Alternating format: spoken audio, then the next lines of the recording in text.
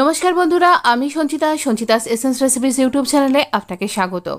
আজকে আমরা মার্বেল কেকের রেসিপি দেখাবো, উইদাউট ওভেন, উইদাউট বাটার আর উইদাউট এগও। হ্যাঁ, ঠিকই ধরেছেন, এই রকম সুন্দর একটা দেখতে হবে। কিন্তু আপনিও যখন বানাবেন, না আপনার এই মোজাইকটা হয়তো একটু আলাদা হবে, কারণ এটা না আমি যদি আবার করি তাহলে আবার অন্যরকম ডিজাইন হবে। এর মজাটাই হচ্ছে এইরকম, এত অপূর্ব, এত সফট আর এত সুন্দরভাবে এটা তৈরি হয়ে যাবে। মাত্র 45 মিনিট একটু টাইম দেবেন, দেখবেন এত সুন্দর মার্বেল কেক আপনি নিজেই তৈরি করে ফেলেছেন বাড়িতে। আর না, বাচ্চারা এই ধরনের কেক খেতে, বাচ্চা কেন, আমি নিজেও না ভীষণ ভালোবাসি, জানেন তো, ভীষণ ভালো লাগে খেতে। আর এই যে চকলেটের একটা আলাদা ফ্লেভার অ্যাড হয়ে যায়, আর এই যে এখন টানা বৃষ্টি পড়ছে, এটা ঠান্ডা ঠান্ডা ওয়েদারে চায়ের সাথে এরকম কেক না খাবার মজাই আলাদা, জানেন। চলুন বানিয়ে নিই। হ্যাঁ, তো এরকম একটা বোল নিয়েছি, এখানে টক দই নিয়েছি। এই টক দইটা আমার বাড়িতেই মানে রুম টেম্পারেচারে যেন থাকে, ফ্রিজ থেকে বার করে কিন্তু করা যাবে না, আধ ঘন্টা বার করে রাখবেন। এটা চিনি কোটো করে রেখেছি, এই রকমই 1 কাপ চিনি। প্রচণ্ড পিঁপড়ে আপনারা মাঝে মাঝে আমার মিষ্টি রেসিপিতে দেখতে পাবেন, বা খাবারে পিঁপড়েগুলো উপরে এসে পড়ে যায়, কোথা থেকে আসে জানি না। তো এটাকে একটা স্মুথ পেস্ট করব, সব কিছুকে এরকম কোটো করে আর লবঙ্গ করে রেখে দিতে হচ্ছে, না হলেই পিঁপড়ে ধরে যাচ্ছে। তো দেখুন, এরকম স্মুথ যখন পেস্ট হয়ে যাবে, তখন এইরকমই একটা কাপেরই 1 কাপ ময়দা, বেকিং পাউডার 1 চামচ আর 1/2 চামচ বেকিং সোডা আমরা একসাথে চেলে নেব। তো এই দেখুন, এইভাবে দিচ্ছি। কিন্তু এইখানে একটা ব্যাপার, সব কিছু আপনার রুম টেম্পারেচারে থাকতে হবে। আর এই মেজারমেন্টটা ঠিকঠাক রাখবেন, যে কাপ, যে বাটি আপনি দিয়ে মাপা শুরু করেছেন, সেইটা দিয়েই কিন্তু এই 3টে জিনিসকে মাপতে হবে।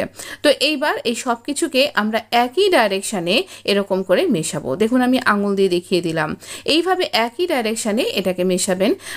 এটার কি সাইকোলজি আছে, কি বিজ্ঞান আছে, কি সায়েন্স আছে, এত কিছু জানি না, কিন্তু এতে খুব ভালো একটা ব্যাটারের স্মুথ পেস্ট তৈরি হয়ে যাবে। আর এতে এই এত সুন্দর যে পেস্টটা তৈরি হয়ে যাবে, কি বলবো, এখনই ভীষণ গন্ধ বেরোচ্ছে। আমি 2 চামচ তেল দিলাম, এতে কেকটা অনেক বেশি ময়েস্ট হবে। যখন এই তেলটা দেবেন, যে টিনের মধ্যে করছেন তাতেও একটু মাখিয়ে নেবেন। এবার এই ব্যাটারটা আমি এখানে দেব একটু ভ্যানিলা এসেন্স। হ্যাঁ, চকলেট ফ্লেভার দিলেও একটু ভ্যানিলা এসেন্স দিতে হবে, কারণ আমরা একটা পোর্শন ভ্যানিলাও করছি। তো এই চকলেটের সাথেও কিন্তু ভ্যানিলাটা খুব সুন্দরভাবে চলে যায়। আমি চকলেট কেকে ভ্যানিলা ছাড়া একবার করে দেখেছিলাম, ঠিকঠাক জমেনি ব্যাপারটা, তাই ভ্যানিলা এসেন্সটা দেবেন, ভীষণ ভালো লাগে। কেকের সাথে ভ্যানিলা এসেন্সের একটা অঙ্গাঙ্গি যোগাযোগ আছে, যেমন সঞ্চিতাস এসেন্স রেসিপিসের সাথে আপনাদের সকলের। তো এই দেখুন, আমি 2টো পোর্শনে ভাগ করলাম। এই যে ছোট অংশটা, সেখানে 1 চামচ, মানে চা চামচের 1 চামচ কোকো পাউডার মিশিয়ে সেটাকে খুব ভালো করে বিট করে মিশিয়ে নেব। এবার 2টো চামচকে একসাথে করে মিশিয়ে ফেলবেন না কিন্তু। এই রকম করে আমরা এবার যে কেক টিনটা নিয়েছি, সেখানে পার্চমেন্ট পেপার লাগিয়ে নিয়েছি। পুরো প্রসেসটা আপনি একটু ভালো করে দেখুন। এই কেক টিনটার মধ্যে ভালো করে অয়েল লাগিয়েছি, তারপরে পার্চমেন্ট পেপার লাগিয়ে নিয়েছি। নিয়ে এইবার আমি 2টো আলাদা আলাদা চামচ নিয়ে নিয়েছি। 2টো আলাদা চামচে এই দেখুন, আমি ক্যামেরার সামনে নিয়ে এসেছি। আর এইরকমভাবে প্রথমে ভ্যানিলাটা দিলাম, ঠিক যেখানটায় দিচ্ছি না চেষ্টা করবেন ঠিক পরপর তার ওপরেই দেওয়ার জন্য। তো এইটা দিলে পারে ওই রকম মোজাইক ব্যাপারটা আসবে। আর এটাই হলো এর ট্রিক্স। না, আর একটা ট্রিক্স আছে, ওই ডিজাইনটা যেটা ছিল তার জন্য আমি আরও একটা কিছু অ্যাপ্লাই করেছি। আপনি আমার ভিডিওর সাথে জুড়ে থাকুন, দেখতে পাবেন। মোটামুটি ঠিক যেখানে দিয়েছেন পজিশনটা সেরকমই রাখবেন। এরপর একটুখানি এদিক ওদিক সরে নড়ে গেলে ডিজাইনটা অন্যরকম হবে, তাতে কিচ্ছু যাবে আসবে না, খেতে একই রকমই ভালো লাগবে। তো এইভাবে 2টো সমান মাপের চামচ নিয়ে একবার এটা একবার ওইটা এইভাবে আমি দিচ্ছি। আমি একটু ফাস্ট ফরওয়ার্ডে দেখাচ্ছি, কিন্তু এটা অনেকটাই টাইম টেকিং ব্যাপার, একটু ধৈর্য সহকারে দিতে হবে, যেন চকলেটের ওপরে এটা পড়ে না যায়, আবার ঠিক পরপরভাবেই পড়বে। আপনি যে পজিশন করে দিচ্ছেন সেইভাবে দেবেন। এবার ব্যাটার তো নষ্ট করা যাবে না বলুন, তাই একদম চেঁচে পুচে দিচ্ছি।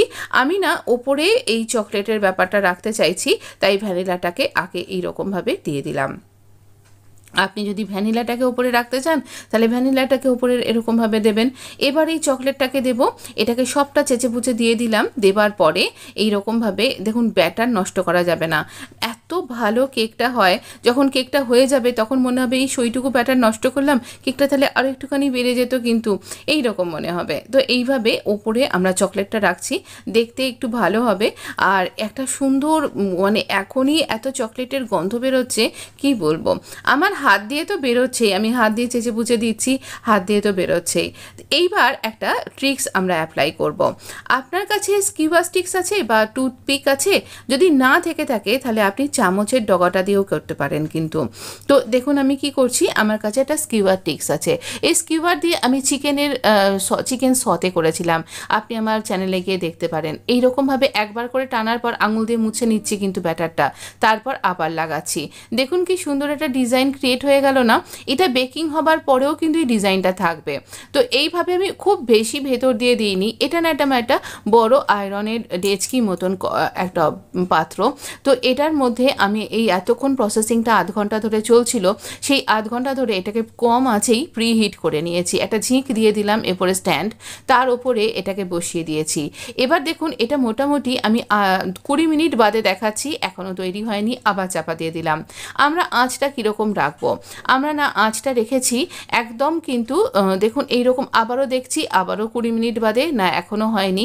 এবার যখন হয়ে গেল আরও 20 মিনিট, মানে মোটামুটি 45 মিনিট লেগেছে, তারপর এখানেই ছেড়ে দিয়েছিলাম আর এরকম কালারটা এসে গেছে।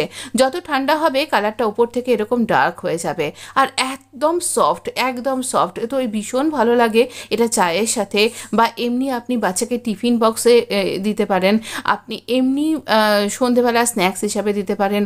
বাড়িতে কারোর বার্থডে আছে নাকি গো, তাহলে বার্থডেতেও করতে পারেন, কিন্তু সেই বাচ্চাটা তো বাচ্চাই, আপনার বাড়িতে কোনো বড় থাকলে সেও কিন্তু ভীষণ ভীষণ খুশি হয়ে যাবেন। কোনো সেলিব্রেশন আছে নাকি বাড়িতে, তাহলেও কিন্তু ট্রাই করতে পারেন, ভীষণ ভালো লাগবে কিন্তু।